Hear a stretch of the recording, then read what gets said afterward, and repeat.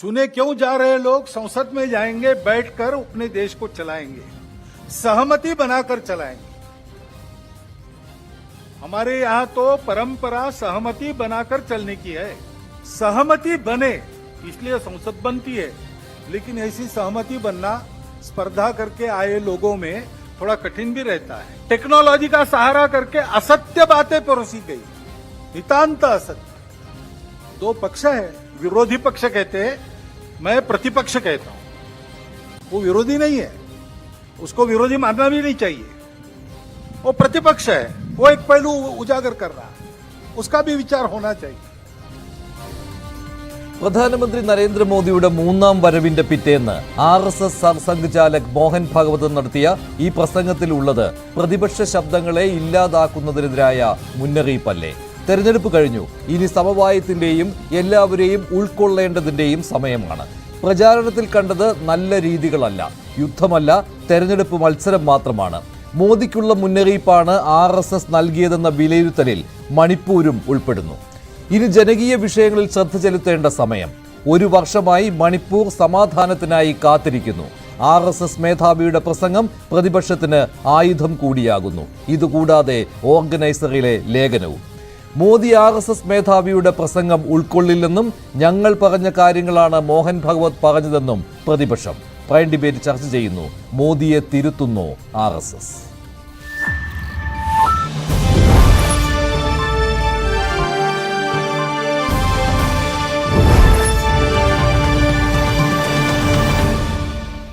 Prime ഡിബേറ്റിൽ വലത് നിരീക്ഷകനായ ശ്രീ ഷാബു പ്രസാദ്, കോൺഗ്രസ് വക്താവ് ശ്രീ സേനാപതി വേണു, രാഷ്ട്രീയ നിരീക്ഷകൻ ശ്രീ മോഹൻ വർഗീസ് എന്നിവരാണ് പങ്കെടുക്കുന്നത്. ആദ്യം ശ്രീ ഷാബു പ്രസാദ്, മോഹൻ ഭാഗവത് നടത്തിയ പ്രസംഗം, അദ്ദേഹം അങ്ങനെ ഈ വരികൾക്കിടയിലൂടെ പറഞ്ഞ കാര്യങ്ങളാണ് ഇതെല്ലാം. പക്ഷേ അത് പ്രധാനമന്ത്രി നരേന്ദ്രമോദിയെ തന്നെയാണ് അദ്ദേഹം ഉദ്ദേശിച്ചത് എന്നുള്ള വിലയിരുത്തൽ വന്നു കഴിഞ്ഞു. കോൺഗ്രസും ഇന്ത്യ സഖ്യവും ഈ വിഷയം ഏറ്റെടുത്തു കഴിഞ്ഞു. അവർക്കുള്ള ഒരു ആയുധം കൂടിയാണ്. അതിൽ ഏറ്റവും പ്രധാനപ്പെട്ട കാര്യം ഈ യഥാർത്ഥ സേവകൻ എന്ന് പറയുന്നത് അഹങ്കാരിയാകരുത് എന്നുള്ളതാണ്. അതുപോലെ തന്നെ ഈ തെരഞ്ഞെടുപ്പ് പ്രചാരണ സമയത്ത് ചില പ്രവണതകൾ കണ്ടു. അത് ഈ ഡെക്കോറം സാധൂകരിച്ചുകൊണ്ട് മുന്നോട്ട് പോയ ഒരു കാര്യമല്ല. ഇക്കാര്യങ്ങളൊക്കെ അദ്ദേഹം പറയുകയുണ്ടായി. അത് ശരിക്കും RSSന് അതൃപ്തിയുണ്ട് പ്രധാനമന്ത്രിയുടെ തെരഞ്ഞെടുപ്പ് പ്രചാരണ സമയത്തെ പ്രവർത്തനങ്ങളിൽ. അതുപോലെ തന്നെ മണിപ്പൂർ വിഷയത്തിൽ അദ്ദേഹം ഇടപെട്ടതിൻ്റെ രീതികളെക്കുറിച്ച് പ്രശ്നങ്ങളുണ്ട്. ഒരു ഏകാധിപത്യ മനോഭാവം, പ്രതിപക്ഷ ശബ്ദങ്ങളെ ഇല്ലാതാക്കുന്നത്, ഇതെല്ലാം വന്നിട്ടുണ്ട് മോഹൻ ഭാഗവതിൻ്റെ RSS മേധാവിയുടെ ഈ പ്രസംഗത്തിൽ. ഇനി നിങ്ങൾ പറയുകയാണ് അല്ല, അത് മോദിയെ അല്ല ഉദ്ദേശിച്ചത് എന്ന് പറയുകയാണെങ്കിൽ ഓർഗനൈസറിൽ ലേഖനവും വന്നിട്ടുണ്ട്.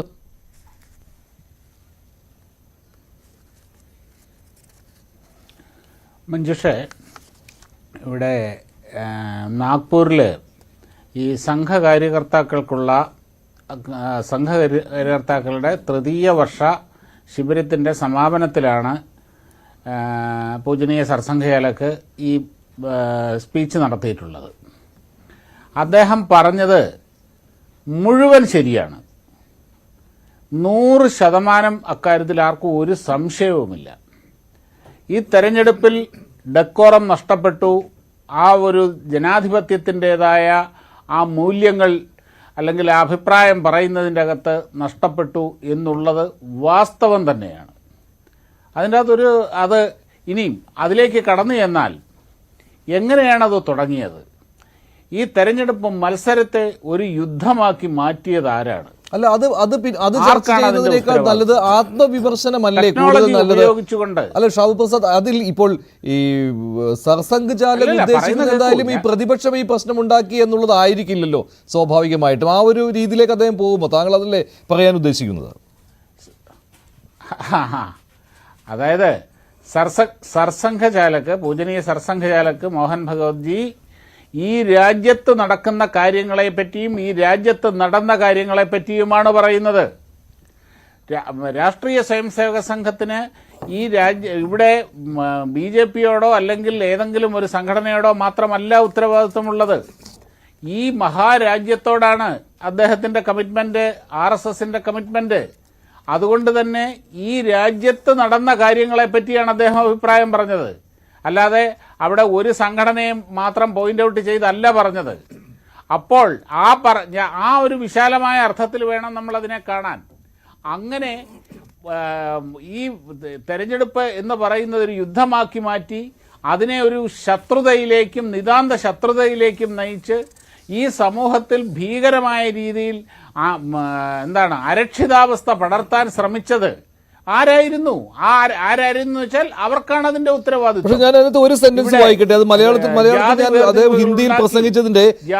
ഹിന്ദിയിൽ പ്രസംഗിച്ചതിന്റെ മലയാള പരിഭാഷയുടെ ഒരു സെന്റൻസ് വായിച്ചാൽ ആരാണ് എന്നുള്ള കാര്യം അദ്ദേഹം ഉദ്ദേശിച്ചത് ആരെയാണ് എന്ന കാര്യം മനസ്സിലാകുമെന്ന് തോന്നുന്നു. പ്രതിപക്ഷം ശത്രുപക്ഷമല്ല, അവർ ഉന്നയിക്കുന്ന പ്രശ്നങ്ങളും ചർച്ച ചെയ്യപ്പെടേണ്ടതാണ്. എങ്ങനെയാണ് പ്രവർത്തിക്കേണ്ടതെന്ന് മനസ്സിലാക്കിയാൽ തെരഞ്ഞെടുപ്പിൽ പാലിക്കേണ്ട മര്യാദകൾ താനേ പാലിക്കപ്പെടും. കഴിഞ്ഞ തെരഞ്ഞെടുപ്പിൽ അതുണ്ടായില്ല. ഇത് അദ്ദേഹത്തിന്റെ ഒരു പ്രധാനപ്പെട്ട വാചകമാണ്.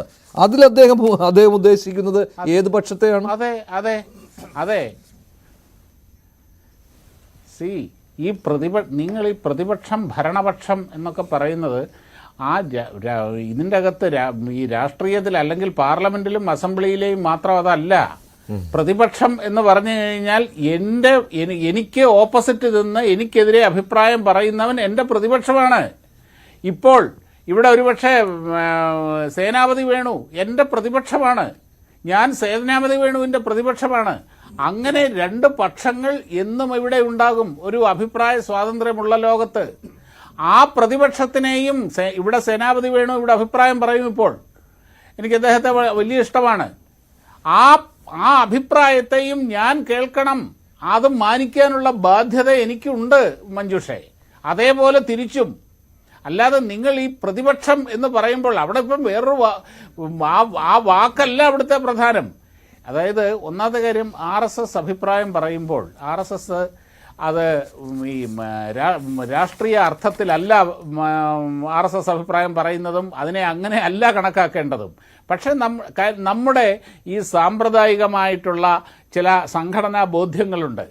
ആ സംഘടനാ ബോധ്യങ്ങൾക്കും വഴങ്ങുന്നതല്ല RSS എന്ന് പറയുന്ന സംഘടന, രാഷ്ട്രീയ സ്വയംസേവക സംഘം എന്ന് പറയുന്ന സംഘടന. ആ സംഘടനയുടെ അൾട്ടിമേറ്റ് കമ്മിറ്റ്മെന്റ് എന്ന് പറയുന്നത് ഈ രാഷ്ട്രമാണ്. ഈ രാഷ്ട്രത്തിൽ നടക്കുന്ന എന്ത് കാര്യവും അതൊക്കെ ശരിയാണ്. അത് മാത്രമല്ല അങ്ങനെ രാഷ്ട്രീയത്തിൽ അവർ ഇടപെടാറില്ല.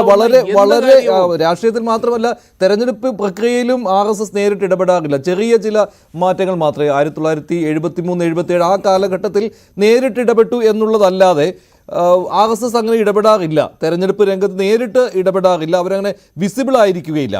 പക്ഷെ ഇവിടെ ഈ തെരഞ്ഞെടുപ്പ് കഴിഞ്ഞ ശേഷം ആ തെരഞ്ഞെടുപ്പിനെ കുറിച്ചുള്ള അഭിപ്രായ പ്രകടനങ്ങൾ മോഹൻ ഭഗവത് സർസംഘ് ചാലക് പറയുകയാണ്.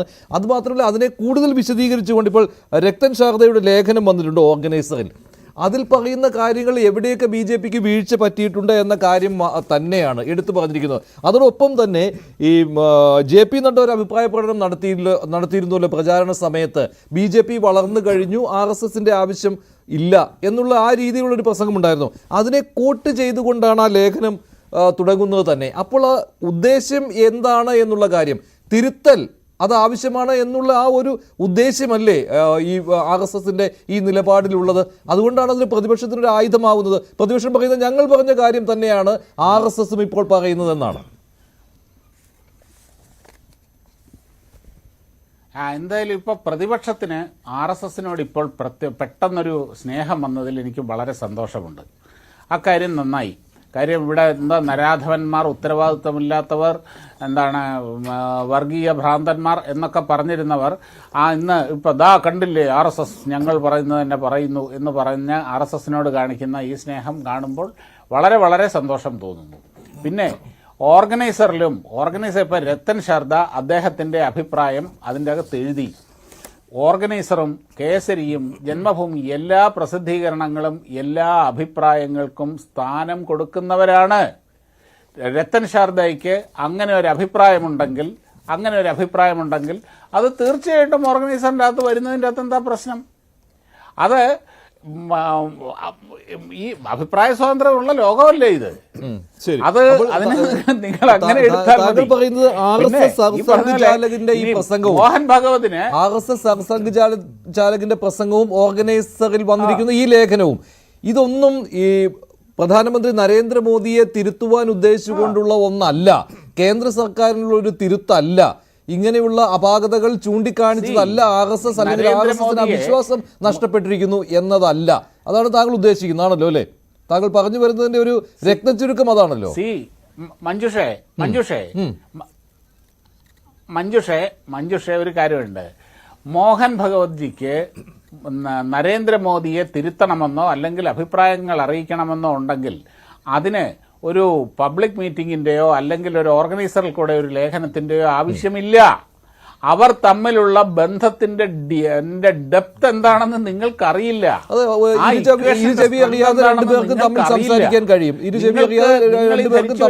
സംസാരിക്കാൻ കഴിയും എന്നുള്ളത് തന്നെയാണ് നേരിട്ട് പറയുവാൻ പറ്റും. അത് കാര്യം അത്രത്തോളം ആഴത്തിലുള്ള ബന്ധമുള്ളവരാണ് ഇവരൊക്കെ. നരേന്ദ്രമോദി എന്ന് പറയുന്നത് RSSൽ നിന്ന് അദ്ദേഹം RSS പ്രചാരകനാണ് സാർ. കഴിഞ്ഞ 1970 മുതൽ കഴിഞ്ഞ ഏതാണ്ട് 54 വർഷമായി നരേന്ദ്രമോദി RSSന്റെ പ്രചാരകനാണ്. RSS BJPയിലേക്ക് വിട്ടുകൊടുത്ത RSSന്റെ വരിഷ്ഠ പ്രചാരകനാണ് നരേന്ദ്രമോദി. അതേപോലെ തന്നെ മോഹൻ ഭഗവത്ജിയും ഇവരൊക്കെ ഒരേ കാലത്ത് സംഘപ്രവർത്തനം തുടങ്ങിയവരാണ്.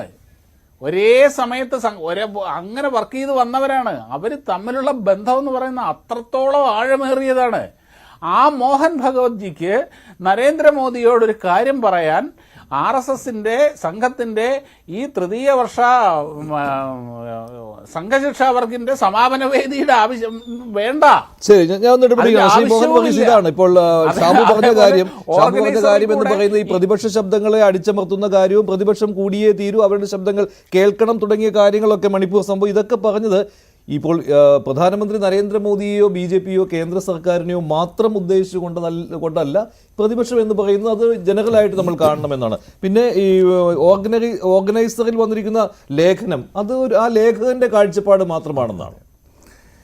ശ്രീ മഞ്ജുഷ്, ഇവിടെ തിരുത്തൽ എന്ന വാക്ക് വളരെയധികം പ്രാധാന്യം അർഹിക്കുന്നു കേന്ദ്രത്തിലും കേരളത്തിലും. ഇവിടെ കേന്ദ്രത്തിൽ ജയിച്ചു വന്ന NDA മുന്നണി തിരുത്തൽ ആവശ്യമുള്ള സ്ഥലത്തെ തിരുത്തി ദൃഢമായി ഒരു കർത്തവ്യനിരതമായി മുന്നോട്ട് പോകണം എന്ന ആഗ്രഹം RSSന്റെ ഭാഗത്ത് നിന്ന് വന്നാൽ അതിനെ തെറ്റു പറയാനാവില്ല. കാരണം ഒരു തറവാട്ടിലെ കാരണവരെ ഇളമുറക്കാരെ ശാസിക്കുന്നത് പോലെയോ തിരുത്താൻ ശ്രമിക്കുന്നത് പോലെയോ മാത്രം അതിനെ കണ്ടാൽ മതി എന്നാണ് എനിക്ക് തോന്നുന്നത്. അതൊരു മത്സരത്തിൻ്റെ അന്തരീക്ഷം ഞാൻ കാണുന്നില്ല. ഇവിടെ RSS ഒരു പൊളിറ്റിക്കൽ ഓർഗനൈസേഷൻ അല്ല, അതൊരു സോഷ്യൽ കൾച്ചറൽ താല്പര്യങ്ങളുള്ള ദേശീയതയെ സാംസ്കാരിക ദേശീയതയെ ഉയർത്തിപ്പിടിക്കുന്ന ഒരു അംബ്രല്ല ഓർഗനൈസേഷനാണ്. അപ്പോൾ അതിൻ്റെ ഒരു സംഘം എന്ന് പറയുമ്പോൾ ആ സംഘത്തിൽ പരിവാറിൽ പ്രധാനമായി വരുന്ന കക്ഷി അതിൻ്റെ ഒരു ഹബ്ബ് എന്ന് പറയുന്ന RSS തന്നെയാണ്. മറ്റ് കക്ഷികളെല്ലാം രാഷ്ട്രീയ വിങ്ങാണല്ലോ. പിന്നെ ഭാരതീയ ജനതാ പാർട്ടി, വിദ്യാർത്ഥി വിങ്, അഖില ഭാരതീയ വിദ്യാർത്ഥി പരിഷത്തുണ്ട്, മഹിളാ മോർച്ചയുണ്ട്, അതുപോലെ മസ്ദൂർ, എല്ലാ വിഭാഗങ്ങളും ചേരുന്ന ഒരു സംഘം.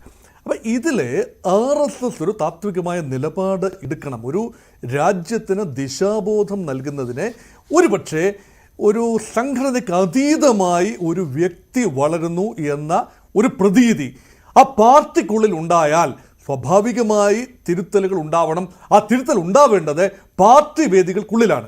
ഒരുപക്ഷെ ആ BJP എന്ന രാഷ്ട്രീയ കക്ഷിക്കുള്ളിൽ ആ തിരുത്തലിനുള്ള അന്തരീക്ഷം സംജാതമാകുന്നതിന് വഴിയൊരുക്കുന്നതിന് വേണ്ടിയാകണം ഒരുപക്ഷെ മോഹൻ ഭാഗവത് RSS സംഘ് ചാലക് RSSന്റെ ഭാഗത്ത് വന്ന് അങ്ങനെ ഒരു നിർദ്ദേശം വന്നത്. അപ്പോൾ ഇവിടെ ആദ്യം ഒരു ആശയക്കുഴപ്പമുണ്ടായി. കാരണം മോഹൻ ഭാഗവത് ഒരു യാദൃച്ഛികമായി പറഞ്ഞൊരു കാര്യമാണ്. നാഗ്പൂരിൽ വെച്ച് സംഘടനകളുടെ ഒരു സമ്മേളനത്തിൽ വെച്ച് പറഞ്ഞതാണ്. അതൊരു ഇൻഹൗസ് ടോക്കാണ്. അത് പൊതുജനങ്ങളോടായി നടത്തിയ ഒരു പ്രഖ്യാപനമൊന്നുമല്ല, അതൊരു പ്രസ് റിലീസ് ആയിരുന്നില്ല. എന്നാൽ അതിൻ്റെ സ്ഥിരീകരണം വരുന്നത് RSSന്റെ മുഖപത്രത്തിൽ തന്നെ, ഓർഗനൈസറിൽ തന്നെ. മാത്രം അതൊരു രഹസ്യയോഗമൊന്നും ആയിരുന്നില്ല, അത് ഷൂട്ട് ചെയ്തത് തന്നെയാണ്. അത് എല്ലാവരും മീഡിയ കവർ ചെയ്ത കാര്യമാണ്. അതൊരു പത്രസമ്മേളനം ആയിരുന്നില്ല എന്നേ ഉള്ളൂ. അപ്പം ഇവിടെ വന്നിരിക്കുന്ന ഒരു കാര്യം എന്ന് പറയുന്നതിന് സ്ഥിരീകരണം വന്നിരിക്കുന്നു. ഇവിടെ ഒരു തിരുത്തൽ ആവശ്യമാണ് 3-4 കാര്യങ്ങളിൽ. ഒന്ന്, നാഷണൽ ഇൻറ്റഗ്രിറ്റി. അത് ചോദ്യം ചെയ്യപ്പെടാനാവില്ല. വടക്ക് കിഴക്കൻ സംസ്ഥാനങ്ങൾ ദുർബലമായാൽ, പ്രത്യേകിച്ച് മണിപ്പൂരിനെ എണ്ണിപ്പറയുന്നു. അത് യാദൃച്ഛികമായി പറഞ്ഞതല്ല, വ്യക്തമായി പറയുന്നു. തെരഞ്ഞെടുപ്പിൽ ഭാരതീയ ജനതാ പാർട്ടിക്ക് തിരിച്ചടിയേറ്റു. മണിപ്പൂരിലെ ഇന്നർ മണിപ്പൂർ, ഔട്ടർ മണിപ്പൂർ സീറ്റുകൾ BJP നഷ്ടപ്പെട്ടു. കോൺഗ്രസിന് അതിൽ പ്രതിപക്ഷം മോഹൻ ഭാഗവതിനെ വിമർശിച്ചിട്ടുണ്ട്. അദ്ദേഹത്തിന് ഇക്കാലം അത്രയും ഇത് അറിയാൻ പാടില്ലായിരുന്നു. ഈ തെരഞ്ഞെടുപ്പ് കഴിഞ്ഞപ്പോഴാണോ അദ്ദേഹം ഈ വിഷയത്തിൽ അഭിപ്രായം പറയുന്നത് എന്ന ചോദ്യം ഉന്നയിച്ചിട്ടുണ്ട്. അല്ല, പ്രതിപക്ഷത്തെ സംബന്ധിച്ചിടത്തോളം RSSനെ ഒരിക്കലും പ്രതിപക്ഷം ആ രീതിയിൽ ഉൾക്കൊള്ളില്ല. RSS സംഘടനയെ 4 പ്രാവശ്യം ചരിത്രത്തിൽ 1925 തുടങ്ങിയ RSSനെ ആദ്യം 47 സ്വാതന്ത്ര്യം കിട്ടിയതിൻ്റെ ആ സമയത്ത് ഒന്ന് നിരോധിച്ചു. അത് ഏതാനും ദിവസങ്ങൾ മാത്രം. പിന്നീട് 48 ഗാന്ധിവധത്തെ തുടർന്ന് നിരോധിക്കപ്പെട്ടു. പിന്നീട് അടിയന്തരാവസ്ഥയുടെ സമയത്ത് RSS നിരോധിക്കപ്പെട്ടു. പിന്നീട് സംഭവിച്ചത് ബാബറി മസ്ജിദിന്റെ തകർച്ചയെ തുടർന്ന് 92 RSS നിരോധിക്കപ്പെട്ടു. ഈ 4 പ്രാവശ്യവും ഭരണത്തിൽ ഉണ്ടായിരുന്നത് കോൺഗ്രസ് സർക്കാരുകളാണ്. അതുകൊണ്ട് പ്രതിപക്ഷം, ഇപ്പോഴത്തെ പ്രതിപക്ഷത്തിന് നേതൃത്വം നൽകുന്നതും കോൺഗ്രസ് ആണ്. പക്ഷേ അവരതിൻ്റെ സാധ്യത കണ്ടെത്തു. RSSന്റെ ഭാഗത്ത് നിന്ന് നരേന്ദ്രമോദിക്കെതിരെ, അവർ BJPക്ക് എതിരെ എന്ന് പറയുന്നില്ല, നരേന്ദ്രമോദിക്കെതിരെയാണ് വിമർശനം എന്നതാണ് ഇവിടെ പ്രഥമ ദൃഷ്ടിയാ കാണുന്നത്. അതിന്റെ കാരണം എന്താണ്? ഈ വാചകമാണ് യഥാർത്ഥ സേവകൻ അഹങ്കാരിയാകരുത് എന്നുള്ളത്. ആ വാക്ക് ഉപയോഗിക്കാൻ പലപ്പോഴും പ്രതിപക്ഷങ്ങൾ പോലും മടിക്കുന്ന വാക്കാണ് RSSന്റെ Sarsanghchalak, supremo of RSS ഉപയോഗിച്ചത്. പൊതുസേവന രംഗത്തിരിക്കുന്നവർ ഹംബിൾ ആൻഡ് സിമ്പിൾ, അവര് വിദ്വേഷത്തിന്റെ സംസ്കാരം, അതാണല്ലോ വാക്ക് അല്ലേ, അരഗന്റ് ആയിരിക്കരുത്. അല്ല, അരഗൻസ് ഉണ്ടാവരുത്. അതാണ് ധാർഷ്ട്യമോ ധിക്കാരമോ അരഗൻസോ ഉണ്ടാവരുത്. അപ്പൊ അങ്ങനെയാണ് ഒരു സാംസ്കാരിക അടിത്തറ. ഇപ്പൊ ഹൈന്ദവ ദേശീയതയാണല്ലോ RSSന്റെ ഒരു മുഖമുദ്ര. അത് പാകണമെങ്കിൽ എല്ലാവരെയും ഉൾക്കൊണ്ടു പോകണം. അതാണല്ലോ വിശാലമായ ഒരു കാഴ്ചപ്പാട്. ആ കാഴ്ചപ്പാടിന് ഉതകുന്നതല്ല ഒരു വിഭാഗം ജനങ്ങളെ മാറ്റി നിർത്തിക്കൊണ്ട് ഒരു ഭൂരിപക്ഷത്തിന്റെ മാത്രം അടിസ്ഥാനത്തിൽ മുന്നോട്ട് പോകുമ്പോൾ അതിലൊരു കാര്യം ഷാബു പറഞ്ഞിട്ടുണ്ട്. ഇങ്ങനെ ഒരു അഭിപ്രായ പ്രകടനമോ അല്ലെങ്കിൽ ഇങ്ങനെ ഒരു തിരുത്തലോ വേണമെങ്കിൽ അത് ഇവർ തമ്മിലുള്ള ബന്ധം അത്ര ദൃഢമാണ്. ഇപ്പോൾ മോഹൻ ഭാഗവതും നരേന്ദ്രമോദിയും തമ്മിലുള്ള ബന്ധം അൾട്ടിമേറ്റ് ആയിട്ട് നരേന്ദ്രമോദി എന്ന് പറയുന്നത് RSSന്റെ പ്രവർത്തകനായിരുന്നുവല്ലോ. അപ്പോൾ അത് വരുമ്പോൾ എന്തിനാണ് ഇത്തരമൊരു വേദി തിരഞ്ഞെടുക്കുന്നത് എന്നുള്ളതാണ് ഷാബുവിൻ്റെ വാദം. ശ്രീ മഞ്ജുഷ്, ഒന്ന് ആലോചിച്ച് നോക്കൂ. ഈ രണ്ടുപേരും അവരവരുടേതായ രീതിയിൽ, ഇന്ത്യയുടെ മുഴുവൻ പ്രധാനമന്ത്രിയാണ് നരേന്ദ്രമോദി. എല്ലാ കണ്ണുകളും പ്രധാനമന്ത്രിയിലേക്കാണ്. വളരെ ജനകീയനായ ഒരാളുമാണ്, വിമർശകരുമുണ്ട്, ഇല്ല എന്ന് പറയുന്നില്ല. പക്ഷെ മോഹൻ ഭാഗവത് ആ സംഘടനയിൽ ഏറെക്കാലമായി സംഘടനയുടെ സർസംഘചാലകായിരിക്കുന്ന ആളാണ്. ആ സംഘടനയ്ക്കുള്ളിൽ വളരെ വലിയ വിശ്വാസ്യതയുള്ള ആളാണ്. RSSന്റെ ചരിത്രത്തിൽ 6 പേരാണ് സർസംഘചാലക, ഇത് 6ാമത്തെ ആളാണ്. അപ്പം ദീർഘകാലം ആ സംഘടനയുടെ തലപ്പത്തിരിക്കുന്ന ഒരാളിന് വിശ്വാസ്യതയുണ്ട്. പക്ഷേ ഇവർ തമ്മിൽ വ്യക്തിപരമായ മൂപ്പിളമ തർക്കങ്ങൾ ഉണ്ടോ എന്നത് പൊതുസമൂഹം ചർച്ച ചെയ്യേണ്ട കാര്യമല്ല. അത് സംഘടനയ്ക്കുള്ളിൽ പരിഹരിക്കേണ്ട വിഷയമാണ്, ഉണ്ടെങ്കിൽ തന്നെ. പക്ഷേ ഇവിടെ ആദ്യ സൂചന വരുന്നത് ഇതൊരു തുടർച്ചയാണ്. ഇന്നത്തെ ഈ പറയുന്ന സർസംഘ് ചാലകൻ്റെ പ്രസ്താവന മറ്റ് ചിലതിൻ്റെ തുടർച്ചയാണ് എന്നാണ് എനിക്ക് കാണാനാവുന്നത്. അതിൻ്റെ JP നഡ്ഡ നൽകിയ ഒരു അഭിമുഖം, ഇന്ത്യൻ എക്സ്പ്രസ്സിന് JP നഡ്ഡ കഴിഞ്ഞ മാസം നൽകിയ ഒരു അഭിമുഖത്തിൽ ഭാരതീയ ജനതാ പാർട്ടി അതിൻ്റെ സ്വത്വം കാത്തു സൂക്ഷിക്കുന്നു. അത് ഇൻഡിപെൻഡൻ്റായി പ്രവർത്തിക്കാൻ സജ്ജമാണ്, പൂർണ്ണ സജ്ജമാണ്.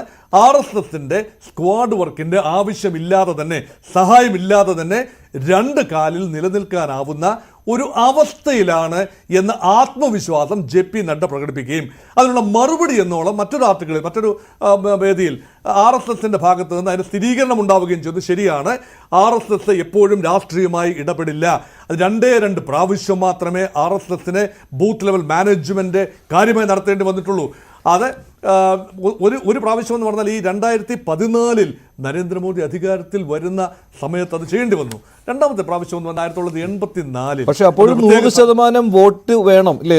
അതായത് എല്ലാവരും വോട്ട് ചെയ്യണം എന്നുള്ള ക്യാമ്പയിൻ ഏറ്റെടുത്ത് നടപ്പാക്കുകയായിരുന്നു എന്നാണ് RSSന്റെ ഔദ്യോഗികമായ വിശദീകരണം വരുന്നത്. പക്ഷേ ഈ ഗുഡ്വിൽ എന്ന് പറയുന്നത്, ഈ ഗുഡ്വിൽ ഒരു ഹൈന്ദവ ദേശീയതയുടെ ഗുഡ്വില്ലിനെ കൺവേർട്ട് ചെയ്ത് വോട്ടായും സീറ്റായും മാറ്റിയെടുക്കാൻ എവിടെയെല്ലാം BJPയുടെ സംഘടനാ സംവിധാനത്തിന് ദൗർബല്യമുണ്ടോ അവിടെയെല്ലാം RSS ബൂത്ത് ലെവൽ മാനേജ്മെന്റ് ചെയ്യും. അത് ദൃശ്യമായി, അത് പ്രകടമായി ചെയ്തിട്ടില്ല പലപ്പോഴും, പക്ഷെ അദൃശ്യമായ RSSന്റെ ഒരു പ്രവർത്തനം അതിനകത്തുണ്ട്. അത് ഒരു BJP നേതാവും അത് നിഷേധിക്കില്ല. ഇൻഡിപെൻഡൻ്റ് ആണെന്ന് പറയുമ്പോഴും അത് നിഷേധിക്കില്ല. പക്ഷേ ഇപ്രാവശ്യം ഉത്തർപ്രദേശിൽ ഉൾപ്പെടെയുള്ള ഭീമമായ പരാജയത്തിൻ്റെ പിന്നിൽ അത് ഇനിയും തലനാരിഴ കീഴിൽ പരിശോധിക്കേണ്ട കാര്യമാണ്.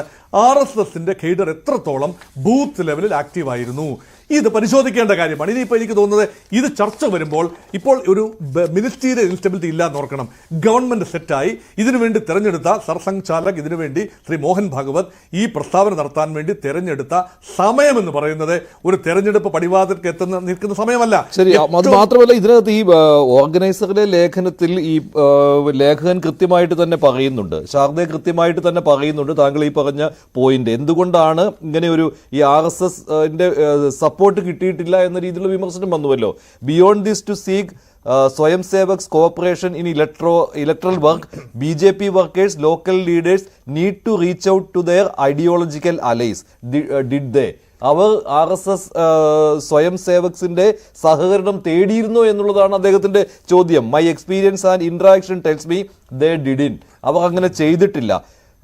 അവരുടെ was it lethargy, over confidence, sense of comfort that ആയേഗാ തോ മോദി ഹി അബ്കി ബാർ 400 പാർ. ആ ഒരു കോൺഫിഡൻസ് ഉള്ളത് കൊണ്ട് RSSന്റെ സഹായം തേടാൻ അവർ ശ്രമിച്ചില്ല എന്നുള്ളതാണ് ഓർഗനൈസറുടെ ലേഖനത്തിൽ പറയുന്നത്. ശ്രീ സേനാപതി വേണു, ഇപ്പോൾ RSSനെ നിങ്ങൾ പുകഴ്ത്തുകയാണല്ലോ, ഞങ്ങൾ പറഞ്ഞത് RSS പറയുന്നുവെന്ന്. അല്ല, ഇവിടെ ബഹുമാന്യായ ശ്രീ മോഹൻ ഭാഗവത്തിന്റെ വാക്ക് അതൊരു ആകസ്മികമായ പ്രതികരണമോ അതല്ല കേവലം നിർദോഷമായിട്ടുള്ള അദ്ദേഹത്തിന്റെ ഒരു പ്രതികരണമല്ല. അദ്ദേഹം വളരെ കരുതി കൂട്ടിക്കൊണ്ട് തന്നെ ഇന്നലെ നടത്തിയിട്ടുള്ള ഒരു പ്രതികരണം. ആ പ്രതികരണത്തിന് നിദാനമായ കാരണം എന്താണെന്ന് ചോദിച്ചാൽ ഒറ്റ കാരണമേ ഉള്ളൂ. കഴിഞ്ഞ 2 പാർലമെന്റ് തെരഞ്ഞെടുപ്പിൽ മൃഗീയ ഭൂരിപക്ഷം എന്ന് പറയാൻ പറ്റത്തില്ല, ഒന്ന് 303 ഒന്ന് 292 ഭൂരിപക്ഷം കിട്ടി അധികാരത്തിൽ വന്നൊരു ഗവൺമെന്റ്. ആ ഗവൺമെന്റിലെ വിശ്വഗുരു എന്നൊക്കെ പറഞ്ഞു നടക്കുന്ന ആള് രാജ്യം മുഴുവൻ വെട്ടിപ്പിടിക്കാൻ പോവുകയാണ്. ഞങ്ങൾ 400 പാർ അല്ലെങ്കിൽ 370 സ്വന്തമായി നേടും എന്ന പ്രചരണങ്ങളൊക്കെ നടത്തിയ ആളുകൾ 240ലേക്ക് കൂപ്പുകുത്തുമ്പോൾ അത് ഏറ്റവും അധികം ആഘാതം ഉണ്ടാക്കിയിരിക്കുന്നത് എവിടെയാണെന്ന് ചോദിച്ചു കഴിഞ്ഞാൽ നാഗപ്പൂരിലെ RSSന്റെ ആസ്ഥാനത്താണ്. കാരണം ഈ 400ലേക്ക് കടക്കും എന്നുള്ള വലിയ പ്രചരണം മോദിയാണ് നടത്തുന്നത് എങ്കിലും ആ പ്രചരണത്തെ എന്താ പറഞ്ഞ രാജ്യം മുഴുവൻ എത്തിക്കുന്നതിന്റെ ഒരു വലിയ പങ്ക് വഹിക്കുന്ന ആളുകൾ ഈ RSSന്റെ താഴെത്തട്ടിലുള്ള ഇവരുടെ ഈ കാര്യവാഹകരാണ്. അപ്പൊ നിശ്ചയമായും 303-ൽ നിന്ന് മൂന്നാമത്തെ തവണയിലേക്ക് 240ലേക്ക് എത്തുമ്പോൾ ആ 240ലേക്ക് എത്താനുള്ള കാരണങ്ങൾ ഇവിടെ ശ്രീ മോഹൻ ഭാഗവത് ചൂണ്ടിക്കാണിച്ച ചില പ്രധാനപ്പെട്ട കാര്യങ്ങളാണ്. ഞങ്ങൾ അതിനെയാണ് പിന്തുണയ്ക്കുന്നത്. അതല്ലാതെ RSSന്റെ ആശയത്തെയോ അല്ലെങ്കിൽ മോഹൻ ഭാഗവത്തിന്റെ ആശയത്തെയോ അല്ല ഞങ്ങൾ പിന്തുണച്ചത്. ഞങ്ങൾ പിന്തുണച്ചത് മോഹൻ ഭാഗവത് ഇവിടെ ചില യാഥാർത്ഥ്യങ്ങൾ പറഞ്ഞിരിക്കും. കഴിഞ്ഞ 10 കൊല്ലം ഇന്ത്യയിലെ പ്രതിപക്ഷത്തെ ബഹുമാനിച്ചില്ല എന്ന് മാത്രമല്ല, പ്രതിപക്ഷത്തിന്റെ ശബ്ദത്തെ പൂർണ്ണമായും അവഗണിക്കുകയാണ് ചെയ്തത്. ഇപ്പൊ പാർലമെന്റിലൊക്കെ ഓരോ ദിവസവും ഓരോ ബില്ലുകൾ പാസ്സാക്കുന്നത് ദോശ ചുട്ടെടുക്കുന്ന പോലെ ഒരു ചർച്ചയുമില്ലാതെ എന്ന് പറഞ്ഞാൽ പ്രതിപക്ഷം വേണ്ട നമ്മുടെ നാട്ടിൽ എന്നുള്ളതായിരുന്നല്ലോ ഒരു സ്ഥിതിവിശേഷം. അതാണ് ഇന്ന് മോഹൻ ഭാഗവത് വളരെ വ്യക്തമായിട്ട് ചൂണ്ടിക്കാണിച്ച ഒരു കാര്യം. രാജ്യത്ത് പ്രതിപക്ഷത്തിന്റെ ശബ്ദം വേണം. ആ പ്രതിപക്ഷത്തിന്റെ ശബ്ദം കേട്ടു എങ്കിൽ മാത്രമേ നമുക്ക് തിരുത്താൻ കഴിയുള്ളൂ എന്ന്. കഴിഞ്ഞ 10 കൊല്ലക്കാലം കേൾക്കാൻ തയ്യാറായില്ല, തിരുത്താൻ തയ്യാറായില്ല.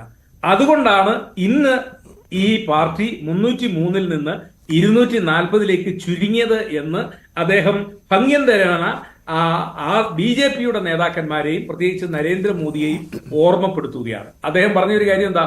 പ്രധാന സേവകൻ അത് വിനയമുള്ളവനായിരിക്കണം, ലാളിത്യമുള്ളവനായിരിക്കണം, അതോടൊപ്പം തന്നെ എന്താ പറഞ്ഞ ജനങ്ങളോട് താല്പര്യമുള്ള ആളായിരിക്കണം. ഇവിടെ പ്രധാന സേവകൻ കഴിഞ്ഞ 10 കൊല്ലക്കാലത്തെ അദ്ദേഹത്തിന്റെ പ്രവർത്തനങ്ങൾ അത് അഹങ്കാരത്തിന്റെയും ധിക്കാരത്തിന്റെയും ആണ് എന്നുള്ളത് മോഹൻ ഭാഗവത്തിനെ പോലുള്ള ആളുകൾക്ക് അവർക്ക് ചൂണ്ടിക്കാണിക്കേണ്ടി വന്നു. ഇവിടെ നമ്മൾ മനസ്സിലാക്കേണ്ടത് മോഹൻ ഭാഗവത്തിന്റെ പ്രസ്താവന വരുന്നത് തെരഞ്ഞെടുപ്പ് കഴിഞ്ഞതിന് ശേഷമാണ്. ഒരുപക്ഷെ അദ്ദേഹം ഈ പ്രസ്താവന ഒരു 3 മാസം മുമ്പോ അതല്ലെങ്കിൽ ഈ തെരഞ്ഞെടുപ്പിന് മുമ്പോ ആണ് നടത്തിയതെങ്കിൽ അത് BJPക്ക് കുറച്ചുകൂടി ഗുണകരമായിട്ട് വന്നേനെ എന്ന് വിശ്വസിക്കുന്ന ഒരു പൊതുപ്രവർത്തകനാണ് ഞാൻ. കാരണം മണിപ്പൂരിനെ സംബന്ധിച്ചിടത്തോളം കഴിഞ്ഞ 1 കൊല്ലക്കാലമായി ഇന്ത്യയിലെ മുഴുവൻ ആളുകളുടെ മനസ്സിലെ ഒരു ഉത്കണ്ഠയല്ലേ, എന്തേ ഫലപ്രദമായ ഒരു നടപടി ഗവൺമെന്റ് അവിടെ ഇപ്പോൾ പോലും എടുക്കുന്നില്ല എന്നുള്ള. ഇപ്പൊ മിനിഞ്ഞാന്ന് നമ്മൾ കണ്ടു, 59 വയസ്സുള്ള ഒരുത്തരെ കഴുത്തറുത്ത് കൊന്നിരിക്കുന്നു, 2-3 പേര് വെടിയേറ്റ് ആശുപത്രിയിലേക്ക് പോകുന്നു, ഗ്രാമങ്ങൾ കത്തിച്ചുകൊണ്ടിരിക്കുന്നു. വിഭജന കാലത്ത് കണ്ടതിനേക്കാൾ ഭയാനകമായ രീതിയിൽ ഇത്രയും വലിയ എന്താ പറഞ്ഞ ഈ ആധുനിക സംവിധാനം, ആർമി, മറ്റ് ഡിഫൻസ് ഫോഴ്സുകളെല്ലാം പാരാമിലിറ്ററികളെല്ലാം ഉള്ള ഈ കാലഘട്ടത്തിൽ വിഭജന കാലത്തെ അനുസ്മരിപ്പിക്കുന്ന രീതിയിൽ അല്ലെങ്കിൽ അതിനെ ലജ്ജിപ്പിക്കുന്ന രീതിയിലുള്ള വലിയ കലാപങ്ങൾ നടക്കുമ്പോൾ ഒരു ഗവൺമെന്റ് അവിടെ നിഷ്ക്രിയമായിട്ട് നിൽക്കുന്നു എന്ന് മാത്രമല്ല 1 കൊല്ലമായിട്ടും അതിനൊരു ശമനവും ഉണ്ടാകുന്നില്ല എന്ന് RSSന്റെ നേതാവ് ചൂണ്ടിക്കാണിക്കണമെങ്കിൽ അതിൽ എന്താ പറഞ്ഞ എന്തെങ്കിലും കാര്യങ്ങൾ കൃത്യമായിട്ടുണ്ടല്ലോ. ആ കൃത്യമായിട്ടുള്ള കാര്യം തിരുത്തേണ്ടത് ഇന്ത്യയുടെ പ്രധാനമന്ത്രിയാണ്. അത് തിരുത്തിയില്ല എങ്കിൽ ഇപ്പോഴത്തെ 240 അടുത്ത തെരഞ്ഞെടുപ്പ് ആകുമ്പോഴേക്കും 140ലേക്ക് പോകുമെന്നുള്ള മുന്നറിയിപ്പാണ് നിർദോഷമായിട്ടാണ് എങ്കിലും RSSന്റെ നേതാവ് ഇന്ത്യയുടെ പ്രധാനമന്ത്രിക്ക് കൊടുത്തിരിക്കുന്നത്. ആ മുന്നറിയിപ്പ് അത് വരാൻ പോകുന്ന കൊടുങ്കാറ്റിനെ കുറിച്ചുള്ള അദ്ദേഹത്തിന്റെ ആ വാണിംഗ് ആണ്, മുന്നറിയിപ്പാണ്. അത് ഏറ്റെടുക്കാൻ പ്രധാനമന്ത്രി തയ്യാറായില്ല എങ്കിൽ അദ്ദേഹം പറഞ്ഞതുപോലെ തന്നെ സംഭവിക്കും. കാരണം പ്രതിപക്ഷത്തെ മുഖവിലക്കെടുക്കാതെ അല്ലെങ്കിൽ പ്രതിപക്ഷത്തിന്റെ ശബ്ദത്തെ മുഖവിലക്കെടുക്കാതെ ഒരു ഭരണപക്ഷത്തിനും മുന്നോട്ട് പോകാനായിട്ട് കഴിയില്ല എന്നത് അത് ജനാധിപത്യത്തിന്റെ അന്തസ്ഥയാണ്. ഇവിടെ മോഹൻ ഭാഗവത് ജനാധിപത്യത്തെ കുറിച്ചൊക്കെ പ്രസംഗിക്കുന്നത് കേൾക്കുമ്പോൾ നമുക്ക് സന്തോഷം തോന്നുന്നു. കാരണം എന്താ, പ്രതിപക്ഷത്തെ അംഗീകരിക്കണം, പ്രതിപക്ഷം പറയുന്നത് കേൾക്കണം. തെരഞ്ഞെടുപ്പ് എന്ന് പറയുന്നത് അത് യുദ്ധമല്ല, മറിച്ച് അത് ആശയങ്ങൾ പ്രചരിപ്പിക്കാനുള്ള വേദിയാണ്. ആശയങ്ങൾ പ്രചരിപ്പിക്കുമ്പോൾ ആധുനിക ടെക്നോളജി ഉപയോഗിച്ച് അപവാദ പ്രചരണങ്ങളും അല്ലെങ്കിൽ അസത്യ പ്രചരണങ്ങളും വിദ്വേഷങ്ങളും നടത്തരുത്. ഇതൊക്കെ ആരായിരുന്നു നടത്തിയത് കഴിഞ്ഞ തെരഞ്ഞെടുപ്പ് കാലഘട്ടത്തിൽ? പക്ഷെ അതിൽ ഷാബു നൽകിയ വിശദീകരണം താങ്കൾ കേട്ടുവല്ലോ. ഇത് മോദിയെയാണ് അദ്ദേഹം ഉദ്ദേശിച്ചത്, നരേന്ദ്രമോദിയെ തിരുത്തുന്നതിന് വേണ്ടി ഉദ്ദേശിച്ചുകൊണ്ടുള്ളതാണ് ഈ പ്രസംഗം RSS സർസംഘ് ചാലകിന്റെ എന്ന് പറയുമ്പോൾ അവിടെ അങ്ങനെ ഒരു റെഫറൻസേ ഇല്ല എന്നാണ് അദ്ദേഹം പറയുന്നത്. അല്ല, റെഫറൻസിന്റെ ആവശ്യം അവിടെ ഇല്ലല്ലോ. ഇത് കേൾക്കുന്നവർക്ക് നമുക്ക് മനസ്സിലാകിയല്ലേ. ഇത് കേൾക്കുന്ന ആളുകൾക്ക് വളരെ കൃത്യമായിട്ട് അവർക്ക് ബോധ്യപ്പെടുന്ന ഒരു കാര്യമല്ലേ ഇത് ആരെ കുറിച്ചാണ്, ഇല്ലെങ്കിൽ ആരുടെ പ്രവൃത്തിയെക്കുറിച്ചാണ് ഇത് പറഞ്ഞിരിക്കുന്നതെന്ന് വളരെ കൃത്യമായിട്ട് ഈ പ്രസംഗം കേൾക്കുന്ന ആളുകൾക്ക് എല്ലാവർക്കും ബോധ്യപ്പെടുന്ന ഒരു കാര്യം. കാരണം ഇദ്ദേഹം രാഹുൽ ഗാന്ധിയെ കുറിച്ചോ അല്ലെങ്കിൽ മറ്റേതെങ്കിലും ഒരു നേതാവിനെ കുറിച്ചല്ലല്ലോ, അവരെ ഒന്നും സംബന്ധിച്ച ഒരു പ്രസംഗമല്ലല്ലോ നടത്തിയത്. അതുപോലെ തന്നെ ഓർഗനൈസറുടെ ലേഖനത്തെയും അദ്ദേഹം കാണുന്നത് അതാ ലേഖകന്റെ അഭിപ്രായം എന്ന രീതിയിലാണ്. അതിൽ വിശദമായിട്ട് പേരുകൾ ഉൾപ്പെടെയാണ് പറഞ്ഞിട്ടുള്ളത്. BJPക്ക് എവിടെയൊക്കെ തെറ്റുപറ്റി, അതിൽ മഹാരാഷ്ട്രയിൽ പറ്റിയ തെറ്റുണ്ട്, RSSന്റെ സഹായം എന്തുകൊണ്ട് തേടിയില്ല, പിന്നെ RSS എന്തെല്ലാം സ്വന്തം നിലയിൽ ചെയ്തു. അത് മുൻ തെരഞ്ഞെടുപ്പുകളെ പോലെ തന്നെ ഇപ്പോൾ 2014 വലിയൊരു ക്യാമ്പയിൻ RSS നടത്തിയിരുന്നുവല്ലോ, 100% വോട്ടിംഗ് വേണം എന്നുള്ള രീതിയിൽ, അവിടെ പുതിയൊരു സർക്കാർ ഉണ്ടാക്കണം എന്നുള്ള രീതിയിൽ. അതിന് സമാനമായ രീതിയിൽ ഇത്തവണയും അതിൻ്റെ ഒരു കണക്കൊക്കെ പറയുന്നുണ്ട്. എത്ര ലക്ഷം യോഗങ്ങൾ, അതായത് അവരുടെ യോഗങ്ങൾ വിളിച്ചു കൂട്ടുകയുണ്ടായി, ഇതൊക്കെ പറയുന്നുണ്ട്. അപ്പോൾ കൂടുതൽ വ്യക്തമായിട്ട് ഓർഗനൈസറുടെ ലേഖനം വരുന്നുണ്ട്. അത് പക്ഷേ രത്തൻ ശാരദയുടെ ഒരു ലേഖനമാണ്. അപ്പോൾ അതിനെ ലേഖകന്റെ അഭിപ്രായമായി കണ്ടാൽ മതി എന്നാണ് ഷാബു പറയുന്നത്.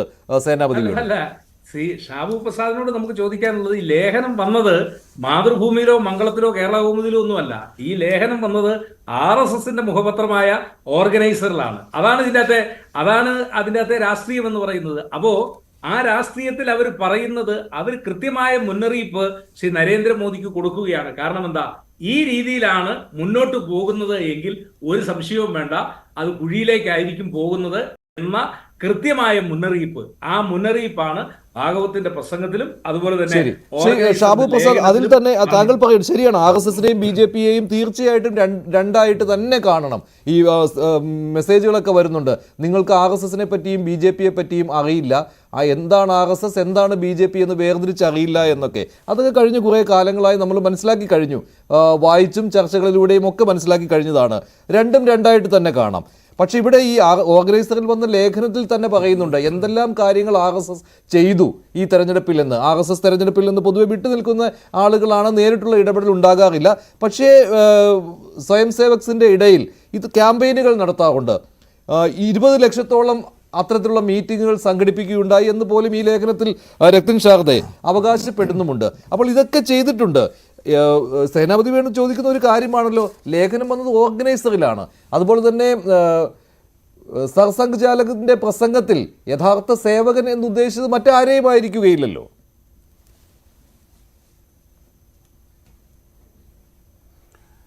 മഞ്ജുഷെ ഇടപെടാതെ എനിക്ക് വിശദീകരിക്കാൻ തരണം എന്ന് ഞാൻ റിക്വസ്റ്റ് ചെയ്യുകയാണ്. ഇവിടെ ഇപ്പം എല്ലാവരും, അപ്പം ആരെയും ഞാൻ കുറ്റം പറയുകയല്ല, ഇത് അന്ധൻ ആനയെ കാണുന്ന മാതിരി ഈ RSSനെ കാണുന്നത് കൊണ്ടുള്ളൊരു പ്രശ്നമാണ് ഈ രീതിയിലുള്ള വിലയിരുത്തലുകൾക്ക് കാരണമാകുന്നത്. ഒന്നാമത്തേക്ക് ഒരു കാര്യം ഞാൻ പറയാം. നാഗ്പൂരിൽ നടന്ന 3rd ഇയർ സംഘശിക്ഷാ വർഗിൻ്റെ സമാപനത്തിലാണ് മോഹൻജി ഭഗവത് ഈ പ്രസംഗം നടത്തിയിട്ടുള്ളത്. ഈ 3rd ഇയർ സംഘശിക്ഷാ വർഗ് എന്ന് പറയുന്നത് RSSന്റെ ചുമതലയുള്ള, സംഘത്തിന്റെ ഉയർന്ന ചുമതലയുള്ളവർക്ക് വേണ്ടിയിട്ടുള്ള ട്രെയിനിങ് ക്യാമ്പാണ് എല്ലാ വർഷവും നടക്കുന്നത്. ആ ക്യാമ്പിൽ ഇവിടെ ഈ ശിക്ഷണം കഴിഞ്ഞിട്ട്, ഈ ട്രെയിനിങ് കഴിഞ്ഞിട്ട് ഇവർ സമൂഹത്തിലേക്ക് ഇറങ്ങുമ്പോൾ ഇവർ മുതിർന്ന കാര്യകർത്താക്കളാണ്, മുതിർന്ന പ്രവർത്തകരാണ്. അങ്ങനെയുള്ള പ്രവർത്തകർ, അങ്ങനെയുള്ള കാര്യകർത്താവ് എങ്ങനെയുള്ളവനായിരിക്കണം എന്ന് RSSന്റെ മേധാവി അവരോട് ഉപദേശിക്കുകയാണ് ചെയ്യുന്നത്. അയാൾ വിനയാന്വിതനായിരിക്കണം, സിമ്പിൾ ആൻഡ് ഹമ്പിൾ ആയിരിക്കണം എന്ന് തൻ്റെ സഹപ്രവർത്തകരോട് അദ്ദേഹം ആഹ്വാനം ചെയ്യുകയാണ്, ഉപദേശിക്കുകയാണ് ചെയ്തിരിക്കുന്നത്. ഇനി മറ്റൊരു കാര്യം ഞാൻ പറയാം. ഈ RSS നേരിട്ട് ഈ ഇലക്ഷൻ വർക്കുകളിൽ ഉണ്ടായിരുന്നില്ല, അങ്ങനെ ഇതൊക്കെ ഇങ്ങനെ പറഞ്ഞല്ലോ. ഒരു കാര്യം ഉണ്ടായി, ഈ കഴിഞ്ഞ കുറേ കാലമായിട്ട് ഈ പൊതുതെരഞ്ഞെടുപ്പ് നടക്കുന്നത് ഏപ്രിൽ മെയ് മാസങ്ങളിലാണ്. ഈ ഏപ്രിൽ മെയ് മാസങ്ങളിലാണ് സംഘത്തിൻ്റെ പ്രഥമ വർഷ, ദ്വിതീയ വർഗ, തൃതീയ വർഷ വർഗുകൾ ഈ തൃതീയ വർഗ നാഗ്പൂരിൽ മാത്രമേ ഉള്ളൂ. ഫസ്റ്റ് ഇയർ, സെക്കൻഡ് ഇയർ OTCകൾ രാജ്യം മുഴുവനും നടക്കുന്ന സമയം കൂടിയാണിത്. ഒന്ന് ആലോചിച്ച് നോക്കണം, ഈ തെരഞ്ഞെടുപ്പ് രാജ്യത്തിങ്ങനെ തിളച്ചു മറിഞ്ഞ് നടക്കുമ്പോൾ നാഗ്പൂരില് RSSന്റെ മുതിർന്ന കാര്യകർത്താക്കൾക്ക് വേണ്ടിയിട്ടുള്ള ഈ തൃതീയ വർഷ വർഗ് നടക്കുകയാണ്. ആലോചിച്ച് നോക്കണം. അവർക്ക് ഫോൺ ഉപയോഗിക്കാൻ പറ്റില്ല, അവർക്ക് മറ്റൊരു ഇതുമില്ല. അവർ പൂർണ്ണമായും അതിനോട് ഡെഡിക്കേറ്റ് ചെയ്തിരിക്കുകയാണ് ഈ രാജ്യത്തെ RSSന്റെ മുതിർന്ന കാര്യകർത്താക്കൾ എല്ലാവരും.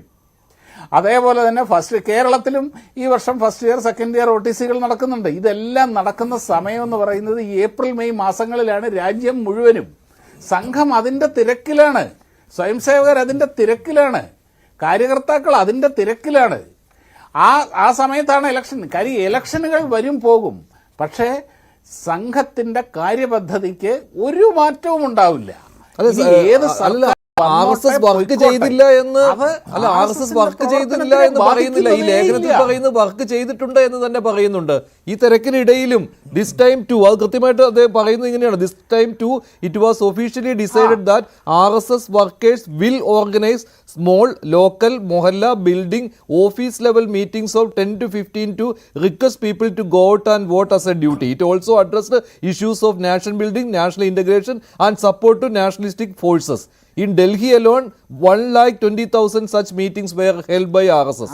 മുംബൈയിലെ കണക്ക് പറയുന്നുണ്ട്. അങ്ങനെ 20 lakh ഇത്തരത്തിലുള്ള മീറ്റിങ്ങുകൾ സംഘടിപ്പിച്ചു എന്ന് പറയുന്നുണ്ട്. അപ്പോൾ വിട്ടുനിന്നു എന്ന് പറയുന്നില്ല. പക്ഷെ അവിടെ കുറ്റപ്പെടുത്തലുണ്ടാകുന്നത് BJP വർക്കേഴ്സിൻ്റെയും BJP നേതാസിൻ്റെയും നേരെയാണ്. അവർ എന്തുകൊണ്ട് RSS വർക്കേഴ്സിലേക്ക് വന്നില്ല എന്നുള്ളതാണ്, അവരുടെ അടുത്തേക്ക് വന്നില്ല, അതിലൊരു ഇൻ്റഗ്രേഷൻ ഉണ്ടായില്ല എന്നുള്ളതാണ് ഈ തെരഞ്ഞെടുപ്പിലെ ഈ സീറ്റ് കുറയുവാനുള്ള കാരണങ്ങളിൽ ഒന്നായിട്ട് ഓർഗനൈസറുടെ ലേഖനം പറയുന്നത്.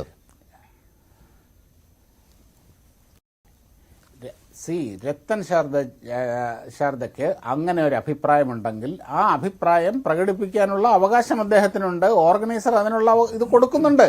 ഇപ്പം നിങ്ങൾ ഇവിടെ എന്തിനാ കൂടുതൽ നമ്മൾ ഈ മലയാളത്തിൽ തന്നെ എടുക്കാം, ഓർഗനൈസറിലേക്കൊന്നും പോകണ്ട. ഇവിടെ കേസരി വാരികയുണ്ട്. കേസരി വാരികയിൽ എത്രയോ പ്രാവശ്യം വിമർശനാത്മകമായ ലേഖനങ്ങൾ വരാറുണ്ട്. എത്രയോ അങ്ങനെ ഇതിൻ്റെ അകത്ത് BJPയെയും പരിവാർ സംഘടനകളെയും ഒക്കെ വിമർശിക്കുന്ന രീതിയിലുള്ള ലേഖനങ്ങൾ ഈ സംഘപ്രസിദ്ധീകരണങ്ങളിൽ വരാറുണ്ട്. അതായത് നിങ്ങൾ ഈ ദേശാഭിമാനിയെയോ വീക്ഷണത്തിനെയോ കാണുന്നത് മാതിരി ഈ ഓർഗനൈസറിനെയും സംഘപ്രസിദ്ധീകരണങ്ങളെയും കാണുന്നതുകൊണ്ടുള്ള കുഴപ്പമാണത്. ഈ പ്രസ്ഥാനം അങ്ങനെയാണ്. ഇതിൻ്റെ അകത്ത് എല്ലാ അഭിപ്രായങ്ങൾക്കും സ്ഥാനമുണ്ട്. അത് വിമർശിച്ചുകൊണ്ടുള്ള അഭിപ്രായങ്ങൾക്കും സ്ഥാനമുണ്ട്. ശരിയാണ്. ഉൾക്കൊള്ളുമോ എന്നുള്ളതാണ്. അത് തന്നെയാണ് സർസംഘചാലകന്റെ അഭിപ്രായവും ആ രീതിയിൽ തന്നെയാണ് കാണുന്നത്. ആ വിമർശനം തന്നെയാണ്. യഥാർത്ഥ സേവകൻ പ്രവർത്തനത്തിൽ എപ്പോഴും മാന്യത പുലർത്തും.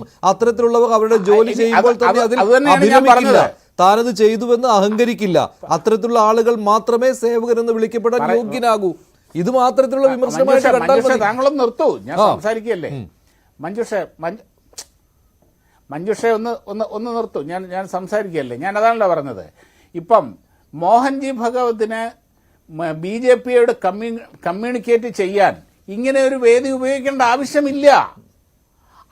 കാര്യം ഇതെന്താന്ന് പ്രശ്നം എന്താന്ന് പറഞ്ഞു കഴിഞ്ഞാൽ, ഇതിപ്പം ഈ സംഘടനകൾ തമ്മിലുള്ള അല്ലെങ്കിൽ അങ്ങനെയുള്ള സംഘടനകൾ തമ്മിലുള്ള ബന്ധത്തിനെ പറ്റിയൊക്കെ നമുക്ക് ചില ധാരണകളുണ്ട്.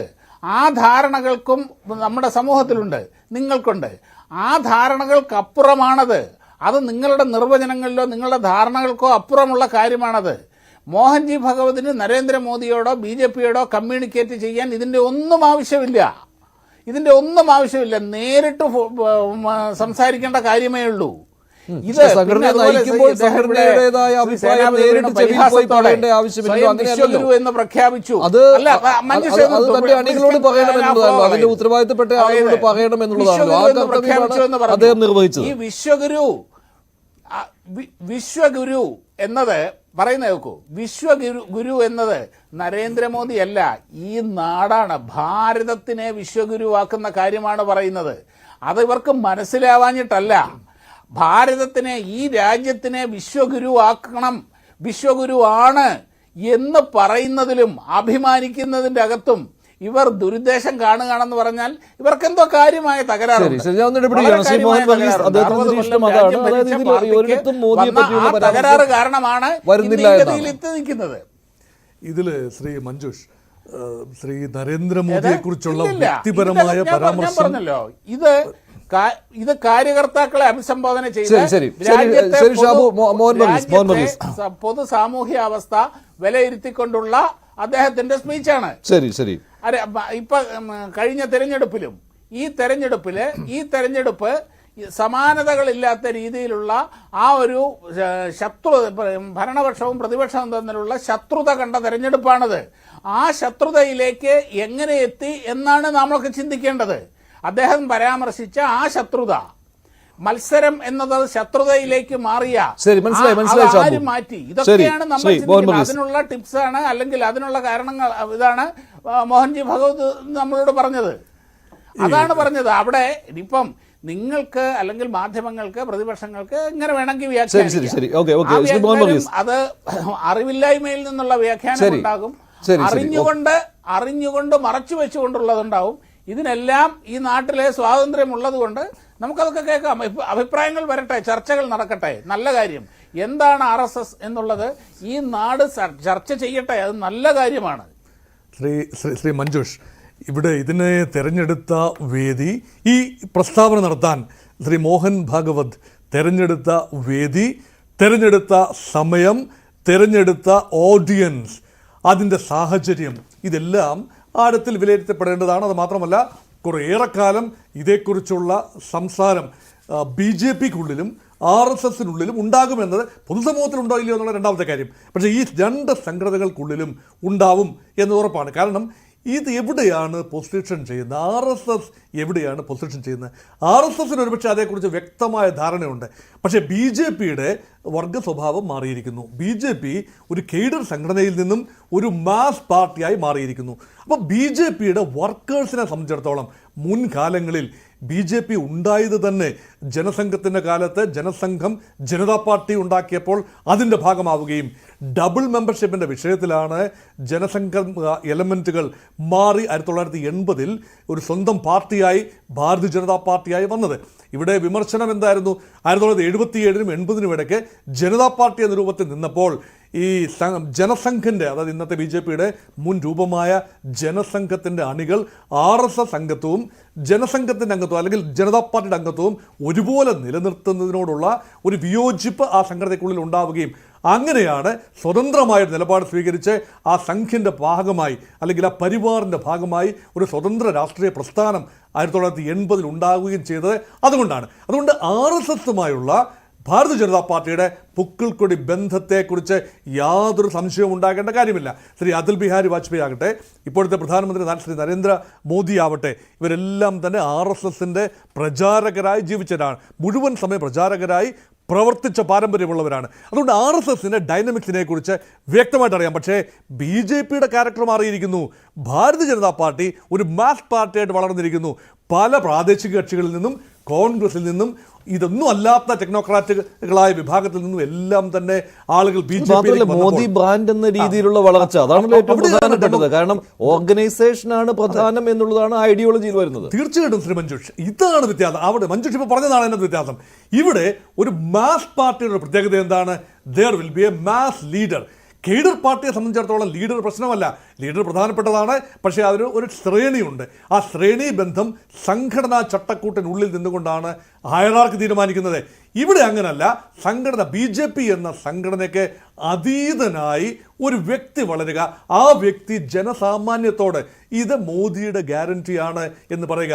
ഇത് BJPയുടെ ഗ്യാരണ്ടി എന്നല്ല, എൻ്റെ സർക്കാരിൻ്റെ ഗ്യാരണ്ടി എന്നല്ല, അല്ലെങ്കിൽ ഞങ്ങൾ വിശ്വസിക്കുന്ന പ്രമാണങ്ങളിൽ അടിയുറത്ത് വിശ്വസിക്കുന്നു എന്നൊന്നുമല്ല. ഒരു വ്യക്തിയുടെ ഗ്യാരണ്ടിയായി വരുമ്പോൾ ഒരു തരം ബിംബവൽക്കരണമാണ്. അതായത് RSSന് പരിചയമില്ലാത്ത ഒരു മേഖലയാണ്. ഇവിടെ ഒരു തിരുത്തൽ ആവശ്യമാണ്. ഒരു വ്യക്തി പരിധി വിട്ട് ഉയരുകയും ജനസാമാന്യത്തോട് ആ വ്യക്തിയുടെ പേരിൽ, പാർട്ടിക്ക് വേണ്ടിയല്ല, സംഘടനയ്ക്ക് വേണ്ടിയല്ല, അത് പ്രദാനം ചെയ്യുന്ന ഐഡിയോളജിക്ക് വേണ്ടിയല്ല, മറിച്ച് ഒരു വ്യക്തിയുടെ പേരിൽ അത് വരുമ്പോൾ ഒരു കാര്യം കൂടി ഷാബു പറഞ്ഞു, ഈ കാതോട് കാതോരം പറയുവാനുള്ള ഇതുണ്ട്, ബന്ധമുണ്ട് ഇവർ തമ്മിലെന്ന്. പക്ഷെ അങ്ങനെ അത്ര ഊഷ്മളമാണോ? അല്ല, ഊഷ്മളമാണോ ഇല്ലയോ കഴിഞ്ഞ 10 വർഷം നോക്കുമ്പോൾ ഇത് കുറെ കാലമായി സംസാരമുണ്ട്. ഈ RSSന്റെ ഉന്നത നേതൃത്വത്തിനും ഭാരതീയ ജനതാ പാർട്ടിയുടെ അല്ലെങ്കിൽ നരേന്ദ്രമോദി എന്ന വ്യക്തിയും തമ്മിലുള്ള ഒരു ഇക്വേഷൻ, ഒരു കെമിസ്ട്രി. ആ കെമിസ്ട്രിയെക്കുറിച്ച് നമ്മൾ മാറി നിന്നുകൊണ്ട് എത്രത്തോളം ആധികാരികമായി സംസാരിക്കാനൊക്കെ ഒന്നറിയില്ല. അതെന്ത് തന്നെയാണെങ്കിലും സർസംഘ് ചാലക് അഡ്രസ്സ് ചെയ്തിരിക്കുന്നത് RSSന്റെ ഉന്നതരായ ശ്രീ ഷാബു പ്രസാദ് പറഞ്ഞതിനോട് തന്നെ ഞാൻ യോജിക്കുന്നു. RSSന്റെ ഏറ്റവും ഉന്നതരായ വർക്കേഴ്സിനോടാണ്, നേതാക്കളോടാണ്. അപ്പൊ അത് മാത്രമല്ല, പ്രസംഗങ്ങൾ പരിശോധിക്കുമ്പോൾ ഇത് മാത്രമല്ല, ഇപ്പോഴത്തെ സർസംഘ് ചാലക് മോഹൻജി ഭഗവത്, അദ്ദേഹം പല കാര്യങ്ങളും തുറന്നു പറയാറില്ല. നേരത്തെ പോലെയല്ല, കെ സുദർശന്റെ ആ കാലഘട്ടത്തെ പോലെയല്ല. അന്ന് അദ്ദേഹം വാജ്പേയിയെയും ചില ഘട്ടങ്ങളിൽ LK അദ്വാനിയുടെ ചില നിലപാടുകളെ പോലും ഓപ്പൺ ആയിട്ട് വിമർശിച്ചിട്ടുള്ള ആളാണ്. അതുപോലെ ഇദ്ദേഹത്തെ കാണാൻ കഴിയില്ല മോഹൻ ഭഗവതിനെ. വളരെ അപൂർവമായിട്ടേ ഇത്തരത്തിലുള്ള വിമർശനങ്ങൾ വരാറുള്ളൂ അല്ലെ. ഇതൊരു കുടുംബത്തിനകത്ത് നടക്കേണ്ട വിമർശനങ്ങളാണ്. ശ്രീ ഷാബു പ്രസാദ് പറഞ്ഞത് അക്കാര്യത്തിൽ ശരിയാണ്. ഒരു കുടുംബത്തിനകത്ത് ഈ വിമർശിക്കാനുള്ള സ്വാതന്ത്ര്യമുണ്ട്. പക്ഷെ അങ്ങനെ കുടുംബത്തിനകത്ത് വിമർശിച്ചാൽ ശ്രീ നരേന്ദ്രമോദി നയിക്കുന്ന ഭരണകൂടം, അതിൻ്റെ തലപ്പത്തുള്ള പാർട്ടി BJP ആണ്. BJP സംബന്ധിച്ചിടത്തോളം നരേന്ദ്രമോദി ഒരു വലിയ ബിംബമായി മാറിക്കഴിഞ്ഞു. അപ്പം നരേന്ദ്രമോദി എന്ന വ്യക്തിയോട് സർസംഘ് ചാലക് ശ്രീ മോഹൻ ഭാഗവത് നേരിട്ട് സ്വകാര്യമായി സംസാരിച്ചതുകൊണ്ട് മാത്രം ഈ വിഷയം അഡ്രസ്സ് ചെയ്യപ്പെടുന്നില്ല എന്ന ഒരു ബോധമായിരിക്കാം. അതുകൊണ്ട് BJP വർക്കേഴ്സ് ഉൾപ്പെടെ ഈ കാര്യത്തിൽ അവർക്ക് വേണ്ടാന്ന് പറയാൻ പറ്റില്ലല്ലോ. സർസംഘ് ചാലക് പറയുന്നത് കാര്യമായി ഗൗരവത്തിലെടുക്കാനുള്ള ചുമതല ഓരോ BJP വർക്കറിനുമുണ്ട്. അതുകൊണ്ട് ആ BJP വർക്കറുടെ ഒരു ആത്മാവിഷ്കാരത്തിന് നേരെ കൂടിയുള്ള ഒരു വലിയ ഒരു ചോദ്യമാണ് ഇത്. അപ്പം അവിടെ ഒരു ആത്മപരിശോധന BJP എന്ന സംഘടനയ്ക്കുള്ളിൽ പോലും ഒരു ആത്മപരിശോധന നടക്കണമെന്ന ആഗ്രഹമായിരിക്കണം അദ്ദേഹം പ്രകടിപ്പിച്ചത്. അതുകൊണ്ട് തന്നെ ഇങ്ങനെ പോയാൽ ആത്യന്തികമായ ലക്ഷ്യം, RSSന് ആത്യന്തികമായ ലക്ഷ്യങ്ങളുണ്ട്, ദീർഘകാല ലക്ഷ്യങ്ങളുണ്ട്, സാംസ്കാരിക ലക്ഷ്യങ്ങളുണ്ട്. ആ ലക്ഷ്യങ്ങൾ നടപ്പാക്കിയെടുക്കാൻ ഈ തരം പ്രവർത്തന ശൈലി വിഘാതമാകാം. അതുകൊണ്ട് ആത്യന്തികമായ ലക്ഷ്യത്തിന് വേണ്ടി ചില മുൻകരുതലുകൾ എടുക്കണം, ചില അടുത്ത വർഷത്തിന് വളരെയധികം പ്രാധാന്യമുള്ളതാണ് 2025 എന്ന് പറയുന്നത്. അപ്പോൾ സ്വാഭാവികമായിട്ടും കേന്ദ്രത്തിൽ ഒരു BJP സർക്കാർ തന്നെ വേണം. ഇറങ്ങണം കേട്ടോ. ഒരു സെക്കൻഡ്, BJP സർക്കാർ തന്നെ വേണം എന്നുള്ളൊരു നിർബന്ധ ബുദ്ധി ഉണ്ടല്ലോ. ശ്രീ സേനാപതി വേണു, BJP എന്ന പാർട്ടിയെക്കുറിച്ചും RSS എന്ന സംഘടനയെക്കുറിച്ചും അറിയാൻ വയ്യാത്തവരാണ് ഇത്തരത്തിലുള്ള പ്രസംഗങ്ങൾ കേട്ടാൽ ഉടനെ തന്നെ അതിനെ മറ്റൊരു തരത്തിൽ വ്യാഖ്യാനിച്ചുകൊണ്ട് രംഗത്ത് വരുന്നത്. അതിൽ കോൺഗ്രസും പിന്നരല്ല. ഒന്നുകിൽ നിങ്ങൾക്ക് ഇത് അറിയാം എന്നിട്ട് മറച്ചു വെക്കുകയാണ്. ഇതാണ് ഷാബുവിന്റെ ഏറ്റവും ഒടുവിലത്തെ വാദം വന്നത്. അല്ല, ഇന്ത്യയിലിപ്പോ BJPയെയും RSSനെയും അറിയാൻ മേലാത്ത ആളുകൾ ആരും ഇല്ലല്ലോ. ആളുകൾക്ക് ഇതൊക്കെ നല്ലപോലെ അറിയാവുന്നതുകൊണ്ടാണല്ലോ ആളുകൾ സമയാസമയങ്ങളിൽ പ്രതികരിക്കുന്നത്. അതായത് കഴിഞ്ഞ തെരഞ്ഞെടുപ്പിൽ 4,80,000 വോട്ടിന്റെ ഭൂരിപക്ഷത്തിൽ വിജയിച്ച ഇന്ത്യയുടെ പ്രധാനമന്ത്രി വാരണാസിയിൽ ഈ പ്രാവശ്യം 1,15,00,000 വോട്ടിലേക്ക് കുറഞ്ഞത് ഇന്ത്യയിലെ ജനങ്ങൾ ഇതൊക്കെ നല്ലതുപോലെ പഠിക്കുന്നത് കൊണ്ടും നല്ലപോലെ അറിയുന്നത് കൊണ്ടും അവർ ഈ കാര്യങ്ങളൊക്കെ നല്ലതുപോലെ വിലയിരുത്തുന്നതും കൊണ്ടാണ്. അപ്പോൾ ഇതൊന്നും പുറത്താരും അറിയുന്നില്ല എന്നാണ് ഇവരൊക്കെ ധരിക്കുന്നത് എങ്കിൽ ഇവർക്ക് തെറ്റുപറ്റിയിരിക്കുകയാണ്. ഇവിടെ ബഹുമാന്യ ഷാബു പ്രസാദ് ഈ ചർച്ചയിലുടനീളം RSSന്റെ സംഘടനാ രീതിയും അവരുടെ ബൈഠക്ക് നടക്കുന്നതും അവരുടെ നാഗപ്പൂരിലെ ക്യാമ്പ് നടക്കുന്നതും ഈ കാര്യമാണ് അദ്ദേഹം തുടക്കം മുതൽ പറഞ്ഞത്. നമ്മുടെ ചർച്ചയിലെ വിഷയം എന്താ? ചർച്ചയിലെ വിഷയം ഓർഗനൈസറിൽ വന്ന ലേഖനവും അതുപോലെ തന്നെ മോഹൻ ഭാഗവത്ജിയുടെ പ്രസംഗവുമാണ്. ഈ പ്രസംഗത്തിലെ വിഷയം അത് ആർക്കെതിരെയാണ്? അത് ആർക്കെങ്കിലുമുള്ള മുന്നറിയിപ്പാണോ? അതല്ലെങ്കിൽ സ്വാഭാവികമായി വന്ന ഒരു പ്രസംഗമാണോ? നിർദോഷമായ ഒരു പ്രസംഗമാണോ? അതാണല്ലോ നമ്മുടെ വിഷയം എന്ന് പറയുന്നത്. ആ വിഷയത്തെക്കുറിച്ച് ഈ നേരം വരെ ഷാബു പ്രസാദ് ജി സംസാരിച്ചിട്ടില്ല എന്നുള്ളതാണ്. ഞാൻ എൻ്റെ പരിമിതമായ രാഷ്ട്രീയ അറിവ് കൊണ്ട് പറയുന്നു, ഈ മുന്നറിയിപ്പ്, അതായത് 1925 രൂപം കൊണ്ട സംഘടന 2025 വരുമ്പോഴേക്കും 100 കൊല്ലം അത് പ്രവർത്തനം പൂർത്തീകരിക്കുമ്പോൾ ഇന്ത്യയിൽ 400 സീറ്റിലേക്കുള്ള സ്വപ്നം, ആ സ്വപ്നത്തെ 240 കൊണ്ട് എത്തിച്ചത് ചിലരുടെയൊക്കെ, അതായത് ഈ മുമ്പ് പറഞ്ഞ പോലെ ഈ ഭരിക്കുന്ന പ്രധാന സേവകന്റെ തെറ്റായ നയങ്ങളും അല്ലെങ്കിൽ കഴിഞ്ഞ 10 കൊല്ലത്തിനിടയിൽ സ്വപ്നം RSSന്റേതായിരുന്നില്ല. എങ്ങനെ 400 സീറ്റ് എന്നുള്ള സ്വപ്നം RSSന്റേതായിരുന്നില്ല. ഞാൻ പറഞ്ഞത് ഇവിടെ ഷാബു പ്രസാദ് പറഞ്ഞത് RSSന്റെ പ്രചാരകനായിരുന്നല്ലോ നരേന്ദ്രമോദി. അപ്പം സ്വാഭാവികമായി നരേന്ദ്രമോദി ആഗ്രഹിക്കുന്നത് RSS ആഗ്രഹിക്കുന്ന കാര്യമാണ്, RSS ആഗ്രഹിക്കുന്ന കാര്യമാണ് നരേന്ദ്രമോദിയും ആഗ്രഹിക്കുന്നത്. അപ്പൊ ഇവരെ സംബന്ധിച്ചിടത്തോളം കഴിഞ്ഞ തെരഞ്ഞെടുപ്പിൽ നിന്ന് കൂടിയ ഭൂരിപക്ഷം ലഭിക്കണമെന്ന് ആഗ്രഹിച്ചവർക്ക് അതിൽ നിന്ന് ഒരുപാട് താഴോട്ട് പോയി എന്ന് മാത്രമല്ല, കേവല ഭൂരിപക്ഷം ഇല്ലാത്ത ഒരു സ്ഥിതിയിലേക്ക് ഇപ്പൊ ഇവരുടെ കൂട്ടത്തിൽ നിൽക്കുന്ന 2 രാഷ്ട്രീയ മുന്നണി, നമ്മളിപ്പം ഈ വിഷയത്തിൽ രാഷ്ട്രീയത്തിലേക്ക് കടക്കുന്നില്ല. ഒന്ന് നമ്മുടെ ചന്ദ്രബാബു നായിഡു, 2019 ചന്ദ്രബാബു നായിഡു BJPക്കെതിരെ മുന്നണി രൂപീകരിക്കാനായിട്ട് മുന്നിൽ നിന്നയാളാണ്, രാജ്യം മുഴുവൻ സഞ്ചരിച്ചുകൊണ്ട്. അതുപോലെ തന്നെ നിതീഷ് കുമാർ, അദ്ദേഹവും BJPക്കെതിരെയുള്ള പോരാട്ടം നടത്തിയ ആളുകളാണ്. അപ്പൊ ഈ 2 ആളുകളെ കൂട്ടുപിടിച്ചുകൊണ്ട് ഇവർക്ക് 5 വർഷക്കാലത്തെ ഭരണം പൂർത്തീകരിക്കാൻ കഴിയുമോ എന്നുള്ള ആശങ്കയും ഉത്കണ്ഠയും ഒക്കെ മോഹൻ ഭാഗവത്തിനെ പോലെ പരിണതപ്രജ്ഞരായ രാഷ്ട്രീയ പ്രവർത്തകർ അല്ലെങ്കിലും ഈ സ്വയം സേവകന്റെ പ്രവർത്തകരായ ആളുകൾക്ക് അവർക്കൊക്കെ കൃത്യമായി. ശരി, ഞാൻ ഒന്ന് ഷാബുവിലേക്ക് പോവുകയാണ്. ഷാബു, ഒരു വിഷയം കൂടി, കഴിഞ്ഞ റൗണ്ടിൽ താങ്കളുടെ അത് ചോദിച്ചുമില്ല. ഈ JP നഡ്ഡയുടെ ആ ഒരു ആത്മവിശ്വാസം കലർന്ന വാക്കുകൾ, അതിൽ RSSനെ ഇകഴ്ത്തിക്കൊണ്ടാണ് സംസാരിച്ചത്. ഇതൊരു വിലയിരുത്തലായിട്ട് വരുന്നുണ്ട്. അതിനെ തുടർന്നാണ് ഇത്തരത്തിൽ RSS കേന്ദ്രങ്ങളിൽ നിന്നും ഇങ്ങനെ വിമർശനങ്ങൾ വരുന്നത് എന്ന രീതിയിലാണ്. നഡ്ഡ എന്ന് പറഞ്ഞത് തുടക്ക സമയത്ത് ഞങ്ങൾ അത്ര ശക്തിയുള്ളവരായിരുന്നില്ല, ആ സമയത്ത് RSSന്റെ ആവശ്യം ഉണ്ടായിരുന്നു, പക്ഷെ ഇപ്പോൾ ഞങ്ങൾ പാർട്ടി എന്ന രീതിയിൽ BJP വളർന്നു കഴിഞ്ഞു, വി ആർ കേപ്പബിൾ, അതുകൊണ്ട് ഞങ്ങൾക്ക് സ്വയം മുന്നോട്ട് പോകുവാൻ കഴിയും. BJP റൺസ് ഇറ്റ്സെൽഫ് എന്നുള്ളതാണല്ലോ, അപ്നെ ആപ് കോ ചലാത്തി ഹേ, ഇതാണല്ലോ അദ്ദേഹത്തിൻ്റെ വാക്കുകൾ. BJP അപ്നെ ആപ് കോ ചലാത്തി ഹേ. ഈ ഒരു കാര്യം അത് RSS കേന്ദ്രങ്ങളിൽ അത് അവമതിപ്പുണ്ടാക്കി അല്ലെങ്കിൽ അതൃപ്തി ഉണ്ടാക്കി, അതുകൊണ്ടാണ് ഇത്തരത്തിലുള്ള വിമർശനങ്ങൾ വരുന്നതെന്ന്, അതിനുള്ള മറുപടി.